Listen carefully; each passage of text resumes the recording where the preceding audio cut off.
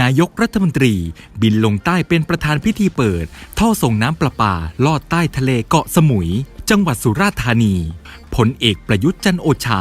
นายกรัฐมนตรีและหัวหน้าคสช.พร้อมด้วยพลเอกสัชชัยสาริกัญญะรองนายกรัฐมนตรี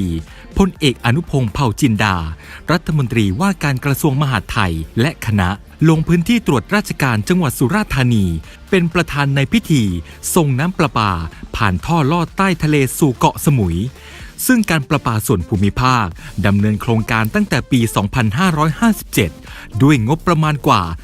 2,200 ล้านบาทซึ่งพร้อมให้บริการประชาชนและนักท่องเที่ยวแล้วในขณะนี้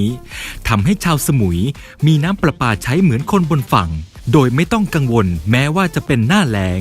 เพราะหลังจากนี้จะมีน้ำประปาใช้เพียงพอตลอดทั้งปีนายกรัฐมนตรีกล่าวถึงการพัฒนาโครงการพื้นฐานด้านระบบประปาเพื่อรองรับความต้องการใช้น้ำในพื้นที่เนื่องจากความต้องการใช้น้ำของประชาชนในพื้นที่เพื่อการอุปโภคและบริโภคบนพื้นที่เกาะสมุยมีเพิ่มขึ้นตามการเติบโตของประชากรและการพัฒนาธุรกิจการท่องเที่ยวที่ในช่วงฤดูแล้งมักประสบปัญหาขาดแคลนน้ำดิบสำหรับผลิตน้ำประปา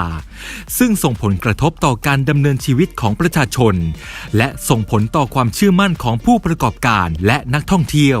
ซึ่งในช่วงเวลาที่ยากลำบากเช่นนี้เราได้เห็นน้ำใจและการเสียสละของภาคประชาชนโดยเฉพาะนายวิสารและนายลีผู้เป็นเจ้าของบ่อน้ำที่ได้ให้การประปาส่วนภูมิภาคเกาะสมุยสูบน้ำมาสำหรับผลิตเป็นน้ำประปาเพื่อแจกจ่ายให้กับประชาชนบนเกาะสมุยจึงขอชื่นชมในความเสียสละครั้งนี้ที่ได้แสดงให้เห็นถึงความร่วมมือของทุกภาคส่วนทั้งภาครัฐภาคเอกชนและภาคประชาชนในการช่วยเหลือกันในการแก้ไขปัญหาอย่างดีที่สุดก็ขอกล่าวคำว่าสวัสดีครับพี่น้องชาวสุราษฎร์ธานีแล้วก็เกาะสมุยด้วยนะครับวันนี้ผมคงไม่พูดอย่างอื่นเยอะนะไอ้ส่งน้ำประปาเนี่ยตอนแรกผมก็เป็นห่วงหมุนตรงนี้แล้วมันจะไปท่วมตรงนี้เปล่าเขาบอกเปล่าครับหมุนมีแต่ตรงนี้ครับแต่วันนี้ก็เลยส่งไป5-6 อำเภอแล้วไม่ใช่เหรอใช่ไหมมันเนี่ยมันจะแก้ปัญหาระยะยาวยั่งยืนผ่านมาผมทราบเมื่อกี้นี่ผมถามดูเนี่ยมันทำมาตั้งแต่เมื่อไหร่หลายปีมาแล้วถูกป่ะทำฝั่งโน้นบนบกฝั่งโน้นทำแล้วบนบกฝั่งนี้ทำแล้วแต่ตรงเนี้ยไม่ผ่านนาทีEAA เนี่ยรัฐบาลนี่มาทำให้มันผ่านโดยกฎหมายที่ถูกต้องนะแก้ปัญหาต่างๆจะดูแลปะการังได้อย่างไรถ้าเราทำอย่างนี้ได้มันทำได้ทุกอย่างปัญหาก็คือมันไม่เห็นขัดแย้งไงไอ้นี่ก็กลัวหอยกลัวปลากลัวปะการังเสียหายเราก็ต้องดูแลดิหาวิธีการแก้ปัญหามีการซ่อมแซมมีการปลูกเพิ่มไม่งั้นคนก็อดตายใช่ไหมเขาต้องทำให้ทั้งหอยทั้งคนอยู่กันด้วยกันได้ไง